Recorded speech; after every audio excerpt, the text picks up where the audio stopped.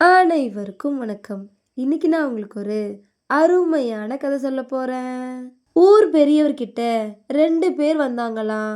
முதல்ல வந்தவர், ஐயா, நான் காசுக்கு ஆசைப்பட்டு பக்கத்து வீட்ல திருடிட்டேன். அது என்னோட மனச உறுத்திக்கிட்டே இருக்கு. என்ன மன்னிச்சுடுங்க அப்படின்னு கெஞ்சினாராம். உடனே ஊர் தலைவரும், சரி, நான் உன்னை மன்னிச்சிடுறேன். இனிமே நீ இந்த திருட்டு தொழிலை விட்டுட்டு அந்த காசை எங்க எடுத்தியோ அங்கேயே போய் வச்சிரு அப்படின்னு சொல்லி அனுப்புனாராம். 2வதா வந்த பூ வியாபாரி, நான் அவ்வளோ பெரிய தப்புலாம் செய்யல. என் கூடையில இருக்கிற பூவெல்லாம் விற்கிறப்போ கொஞ்சம் பூக்களை குறைச்சி போட்டு மக்களை ஏமாத்திருக்கேன். அப்பதானே சீக்கிரம் பணக்காரனா ஆக முடியும். இது எல்லாம் ஒரு திருட்டா என்ன அப்படின்னு சொன்னாராம். இதை கேட்ட ஊர் பெரியவர், இது சின்ன திருட்டு தான்ப்பா, பரவாயில்ல, நான் உன்னையும் மன்னிச்சிடுறேன். நீயும் அவன மாதிரியே யார் யார்கிட்டலாம் ஏமாத்தினியோ அவங்க கிட்ட பூக்களை திருப்பி கொடுத்துட்டு வந்துரு அப்படின்னு சொன்னாராம். இதை கேட்ட அந்த பூ வியாபாரி சிரிச்சிட்டு, ஐயா, அது எப்படி சாத்தியம் அப்படின்னு கேட்டாராம்.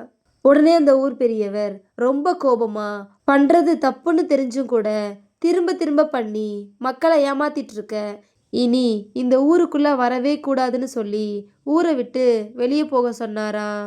இதோட இந்த கதை முடிஞ்சிச்சு. இப்போ நம்ம செய்கிற சின்ன சின்ன திருட்டு தான் நாளைக்கு நம்ம செய்ய போகிற பெரிய திருட்டுக்கு அடித்தளமாக அமையும். அதை தான் இந்த கதை நமக்கு சொல்லுது. இந்த கதை உங்கள் எல்லாருக்கும் பிடிச்சிருக்கும் நம்புகிறேன். இன்னொரு அழகான கதையில் நாளைக்கு சந்திப்போம். நன்றி.